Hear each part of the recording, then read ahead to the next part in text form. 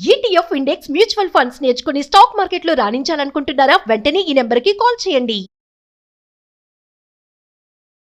నమస్తే, welcome to Suman TV. ప్రస్తుతం మనతో పాటు ప్రముఖ ఆధ్యాత్మికవేత్త మాడుగుల శివప్రసాద్ గురుగారు ఉన్నారు. వీరితో ఈ రోజు కొన్ని విషయాల గురించి మనం చర్చిద్దాం. గురుగారు నమస్కారం అండి. ఆశీర్వచనం తల్లి.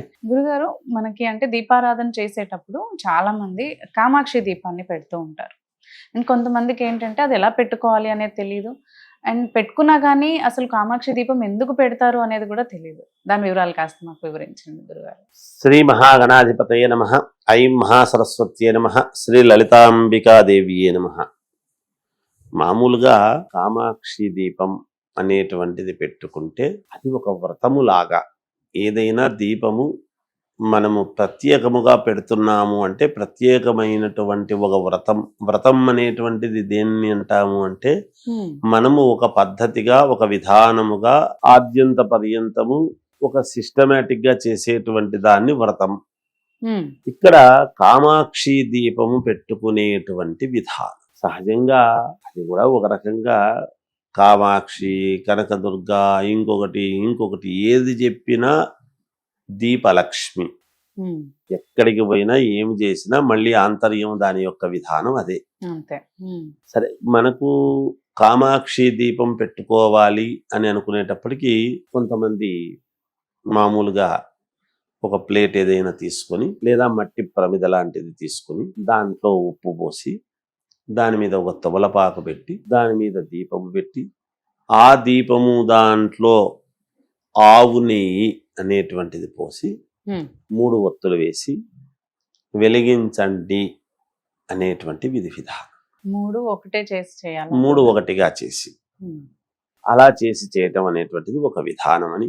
ఈ ప్రమిద ఏదైతే ఉంటుందో మనము దీపము వెలిగించేటువంటి ప్రమిద ఉంటుంది, మట్టి ప్రమిద వెనకాల అంతా కూడా పసుపు పట్టించి కింది భాగం అంతా కూడా మిగతా విధానం అంతా అదే. ఈ మట్టి ప్రమిదకు కూడా పసుపు పట్టించి 3 ఒత్తులు వేసి మామూలుగా యథావిధిగా పెట్టడం అనేటువంటిది ఒక విధానం అని. ఇలా ఏవో రకరకాలుగా ఉన్నాయి. ఇందులో ఏది తప్పు కాదు. వీళ్ళ కోరికలు ఫలిస్తున్నాయా లేదా ముందు ఇవి చేస్తే. అంటే కొంతమంది ఇలా ఏమి కింద బియ్యం అవి వేయకుండా రెగ్యులర్ గా మనం పెట్టుకునే రోజువారీ దీపాలతో పాటు కింద ప్లేట్ వేసి పెట్టుకుంటూ ఉంటారు. అటోటి 2 పెడుతుంటారు, ఒక్కొక్కసారి ఒకటే పెడతారు, ఒకసారి అలా పెట్టుకోవచ్చు అంటారా? అసలు అదే నేను చెప్తున్నానమ్మా. దీపాలు పెట్టడంలో తప్పు లేదు, కానీ ఇక్కడ ఏమవుతున్నాయి అంటే ఇప్పుడు 2 దీపారాధన సెమ్మెలు ఇంట్లో ఉన్నప్పుడు దానికి మధ్యలో ఒక దీపారాధన అనేటువంటిది పెట్టుకోవడం అనేది జరుగుతూ ఉన్నది. నేనేమంటున్నానంటే ఇవి పెట్టుకుంటున్నారు, బాగానే ఉంది. పెట్టుకున్నటువంటి వాళ్లకు నిజంగా మేలు జరుగుతుందా? పెట్టాము కానీ చెప్పారు, ఏదో టీవీలో చెప్పారు, మనం చేశాము, ఉప్పు అవి పోసి చేస్తున్నాం, చెందుతున్నాం అనేటువంటి ధోరణితో చేస్తున్నారు. నేనేమంటున్నానంటే అమ్మా, నా పద్ధతి ఏమిటంటే మనం చెప్పిన తర్వాత ఇన్ని రోజులు మీరు పాటించండి అని చెప్పిన తర్వాత మీకు మంచి జరగకపోతే నన్ను అడగండి, ఎందుకు జరగలేదు అనేటువంటి ఒక విమర్శ వస్తుంది. జరిగింది సంతోషం, 100% జరగాలి. ఏదో ఒక రకమైనటువంటి మంచి జరగాలి. ఎటువంటి మంచి అనేటువంటిది తర్వాత సంగతి. ఎందుకంటే అందరి కోరికలు ఒకటే ఉండవు. వాళ్ళ కోరికలను బట్టి వాళ్లకు నచ్చినటువంటి దీన్ని బట్టి వాళ్ళకు జరుగుతూ ఉంటాయి, అంతే కదా. మనం దాని అర్థమే అది కదా. ఇక్కడ కామాక్షి దీపం పెట్టుకోవటంలో ఆంతర్యం ఏమిటి వీళ్ళు అని అన్నప్పుడు వాళ్ళకి ఏదో ఒక కోరిక, ప్రత్యేకమైనటువంటి కోరికలు బలంగా ఉన్నప్పుడు, లేదా రుణాలు తీర్చుకోవాలి, రుణం తీర్చుకోవాలంటే డబ్బు రావాలి, అప్పులు తీరాలంటే డబ్బు రావాలంటే ఏం చేయాలి, ఇవే కదా కోరికలు. పొద్దున్న లేస్తే ఇంతకంటే వేరే ఉంటాయని మనం అనుకోకూడదు. అనారోగ్యము, ఏదైనా కొంచెం దీర్ఘకాలికమైనటువంటి ఇబ్బందులు ఉన్నాయి, బయటికి చెప్పలేని ఉన్నాయి, ఇవి పోతే బాగుంటుంది అనేటువంటి భావనతో గాని ఇట్లాంటి వాటి మీద కొంచెం ఎక్కువగా ఆలోచనలు ఉంటాయి. వీటన్నిటికీ నేను ఏమంటున్నానంటే అమ్మ, పెట్టేటువంటి విధానం ఇంతకుముందు ఏదో ఉప్పుగా పెట్టారు, ఉప్పు పోసి పెట్టారు, అవి పోసారు, ఇవి పోసారు, ఇవన్నీ చేసినారు అనేటువంటిది కాదు.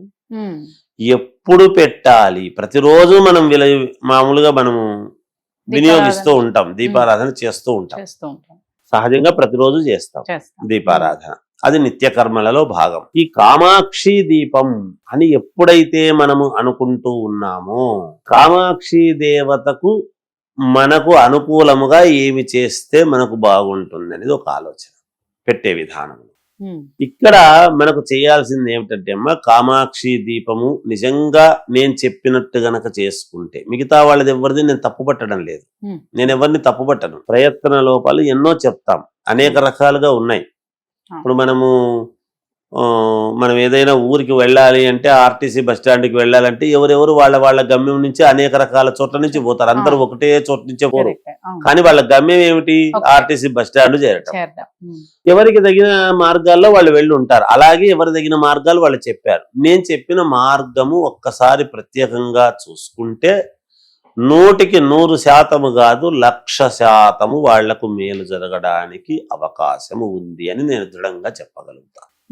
ఎందుకు ఈ మాట? ఏం చేస్తే మనకు మేలు జరుగుతుంది అనేటువంటి భావన ఉన్నప్పుడు, బయట చాలా చోట్ల జిల్లెడు ఆకులు దొరుకుతాయి, జిల్లెడాకులు ఉంటాయి.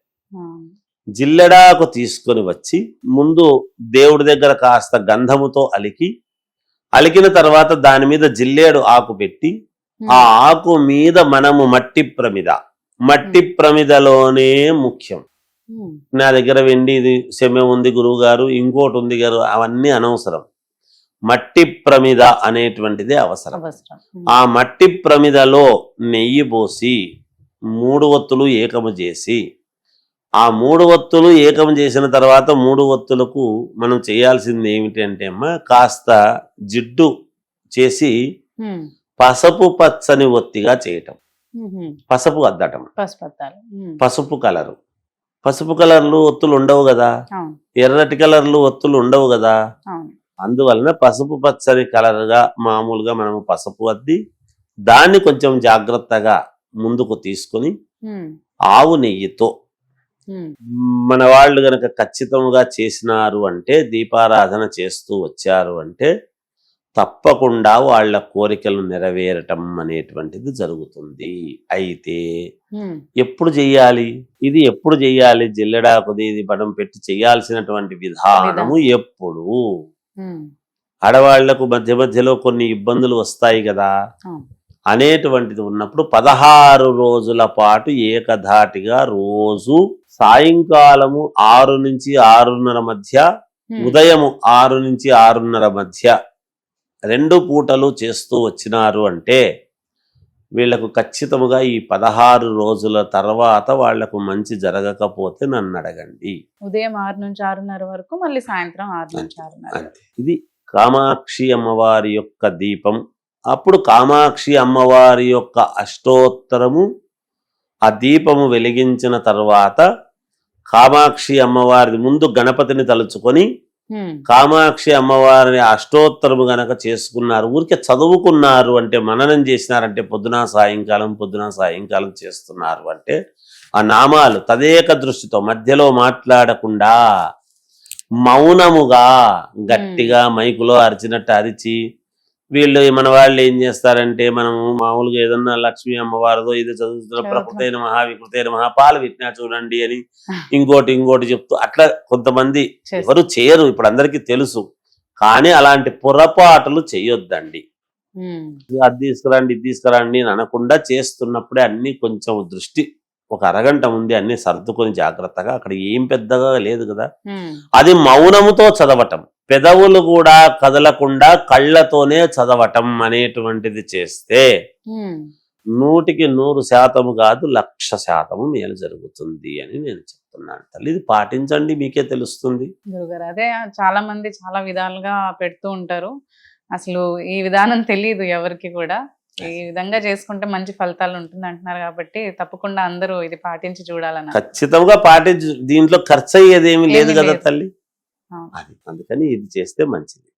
జయోస్తు.